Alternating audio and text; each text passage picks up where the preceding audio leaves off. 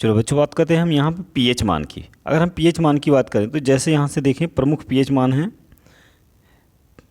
Potential of hydrogen की बात करें, जैसे शराब का जो पीएच मान होता है वो 2.8 से लेकर कहाँ तक होता है, 3.8 तक होगा। अगर दूध की पीएच मान करें तो 6.5 से 6.7 तक होता है।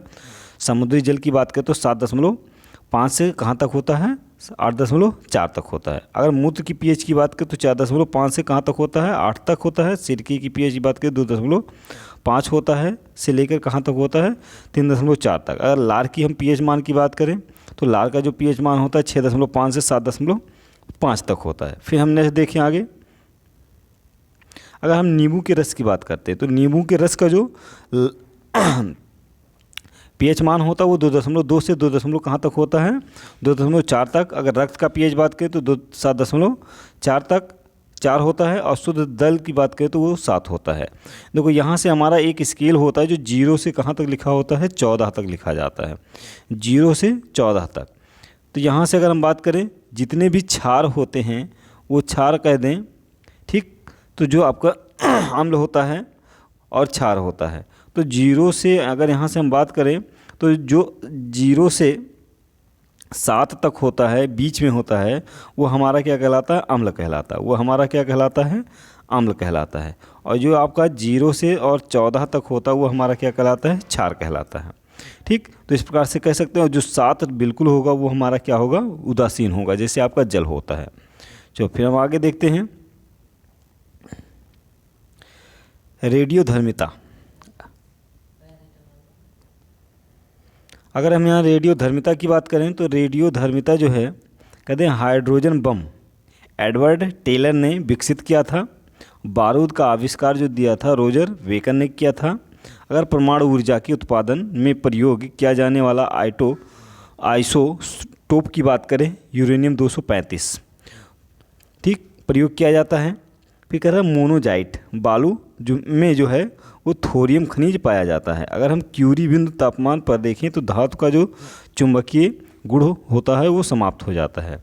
अगर हम बात करें कार्बन 14 का प्रयोग क्या होता है, पुरातत्वीय महत्व की अति प्राचीन वस्तुओं को क्या कहते हैं, निश्चित तिथि निर्धारित करने के लिए या ज्ञात करने के लिए किया जाता है। फिर हम बात करें आगे, रेडियोधर्मिता जो होती है वो परमाणु नामक नाभिक का गुण है। वो परमाणु की क्या है, नाभिकीय गुण है। अगर हम रेडियोधर्मी तत्वों के नाभिक की देखें अस्थायी होते हैं। अगर रेडियो एक्टिविटी देखें तो एक नाभिकीय प्रक्रिया होती है। अगर हम प्लूटोनियम 94 की बात करें तो ये कृत्रिम रेडियो एक्टिव क्या है, तत्व है। फिर आगे हम देखते हैं, फिर देखो रेडियो एक्टिवता जो होती है, रेडियो एक्टिवता वो क्या ना, परिघटना की खोज का श्रेय किसे जाता है, हेनरी बैकुलर को जाता है।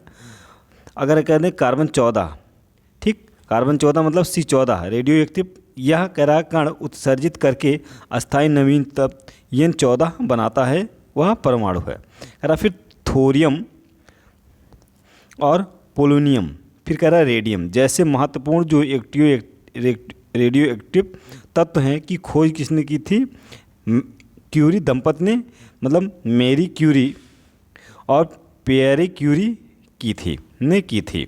फिर अगर हम बात करते हैं नेक्स्ट, रेडियो एक्टिव पदार्थ आपका जो होता है वो 3 प्रकार का होता है। रेडियो एक्टिव पदार्थ जो होता है वो 3 प्रकार की किरणें उत्पन्न करता है या निकालता है। जैसे एक अल्फ़ा है, एक बीटा और एक गामा किरणें होता है। अल्फ़ा तथा बीटा किरणें जो हैं वस्तुतः कणों की धाराएं हैं, किंतु गामा किरणें जो है चुंबकीय क्या होती है, विद्युत चुंबकीय तरंग है, इस पर कोई आवेश नहीं होता है। अगर गामा किरणों का वेग की बात करें तो प्रकाश की वेग के क्या होता है, समान होता है। और अल्फ़ा किरण की खोज जो की थी किसने की थी, रदरफोर्ड ने की थी। अगर अल्फ़ा कण शरीर के जैव कोशिकाओं को क्या कर देता है, नष्ट कर देता है। अगर अल्फ़ा कण क्या करते हैं, शरीर में प्रवेश करे या शरीर से किसी प्रकार से टकराता है तो वो शरीर की क्या करता है, जैव क्रियाओं को क्या कर देता है, नष्ट कर देता है। फिर बीटा कणों का खोज जो किया था वो रदरफोर्ड ने किया था। चलो फिर हम नेक्स्ट देखते हैं, अगर यहाँ से बात करें, बीटा कण जो होता है वो आपका क्या आता है, फोटोग्राफिक प्लेट को क्या कर देता है, काला कर देता है। प्रतिदीपित जो आपका प्रदीप्त होता है वो सील पदार्थ वो टकराने के पश्चात या टकराने पर बीटा कण चमक उत्पन्न करता है। फिर हम नेक्स्ट देखते हैं।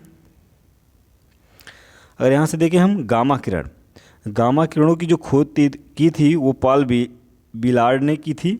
अगर पॉल बिलार्ड द्वारा खोजे गए विकिरण गामा किरणों का नामकरण जो दिया था उसने रदरफोर्ड ने किया था। गामा किरणों विद्युत चुंबकीय तरंगे होती हैं, गामा किरणों पर कोई आवेश नहीं होता है। फिर हम नेक्स्ट देखते हैं। तो यहाँ से अगर हम बात करें तो रेडियो एक्टिव समस्थानिक उपयोग, तो जैसे अगर यहाँ से हम बात करें तो 1 यहाँ से I-131 जो होता है थायराइड ग्रंथि का विकार करने एवं ब्रेन ट्यूमर के उपचार में किया जाता है। Na-24 की अगर हम बात करें तो ये होता परिसंचरण तंत्र एवं रक्त थक्के का पता लगाने के लिए किया जाता है। अगर हम P-32 की बात करें तो रुधिर की खराबी से उत्पन्न रोगों को ल्यूकीमिया उपचार एवं कैंसर युक्त स्थान पर किया जाता है। अगर हम फिर बात करें C-60 और AU-198 तो ये कैंसर इलाज के लिए प्रयोग किया जाता है। Fe-59 की बात करें तो ये अरक्तता के रोग में प्रयोग किया जाता है। C-14 की बात करें तो ये जीवों की क्या होती है अवशेषों के काल निर्धारण में किया जाता है। ठीक, अगर यहाँ से यूरेनियम 238 की बात करें U-238 की बात करें तो यहाँ से हमारा होता है कार्बन की पुरानी चट्टानों का काल निर्धारण के लिए क्या किया जाता है।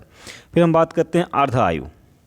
जो अर्ध आयु की अगर हम बात करें तो अर्ध आयु क्या होती है, देखो यूरेनियम 90 U-238 की अर्धवायु जो होती है वो 4.2 × 10⁻9 वर्ष या हम कह सकते हैं 4.5 बिलियन वर्ष होता है। पुराने अवशेषों की जो आयु होती है रेडियोधर्मी पदार्थों की अर्ध आयु की क्या होती है आधार पर ज्ञात की जाती है। चलो फिर हम नेक्स्ट ज्ञात करते हैं।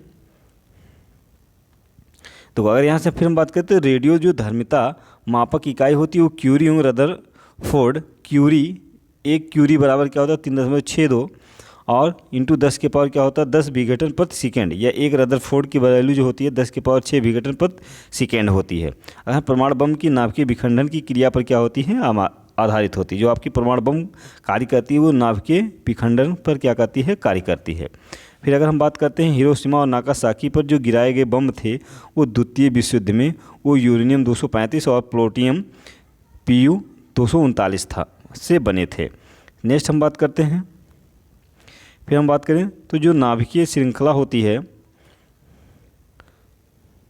अगर यहाँ से हम नाभिकीय श्रृंखला की अब क्रिया की बात करें तो नियंत्रित करने के लिए क्या किया जाता है कैडमियम का या बोरान की छड़ों का प्रयोग किया जाता है। अगर नाभिकीय रिएक्टर के मंदक के रूप में किसके प्रयोग किया जाता है D2O मतलब भारी जेल का प्रयोग किया जाता है जो ग्रेफाइट या बेरिलियम ऑक्साइड का प्रयोग करके बनाया जाता है या किया जाता है। सूर्य से प्राप्त जो प्रकाश या ऊष्मा ऊर्जा होती है वो नाभिकीय संलयन की क्रिया से प्राप्त होती है। जो तारे होती हैं अपने नाभिकीय संलयन क्रिया एवं गुरुत्वीय संकुचन से क्या करते हैं निर्मुक्त हो जाते हैं। चलो फिर हम नेक्स्ट देखते हैं। हाइड्रोजन बम जो हो आपका होता है हाइड्रोजन बम वो नाभिकीय संलयन की प्रक्रिया पर क्या होता है आधारित होता है। हम बात करें धातु और अधातु, अगर हम धातुई ऑक्साइड की बात करें तो वो प्राकृतिक क्षारीय होती है और सबसे भारी जो धातु होता है वो ओस्मियम होता है। अगर हम पारा 1 देखें तो पारा 1 मात्र ऐसी धातु है जो द्रव्य अवस्था में पाई जाती है। एल्युमिनियम जो होती है धातु मुक्त अवस्था में नहीं पाई जाती है। आशा करते हैं वीडियो पसंद आई होगी। वीडियो पसंद आई होगी तो लाइक शेयर एंड सब्सक्राइब कीजिए, औरों को भी सब्सक्राइब कराइए और PDF के लिए हमारे टेलीग्राम चैनल RKB के क्लासेस से जुड़ना ना भूलें। धन्यवाद।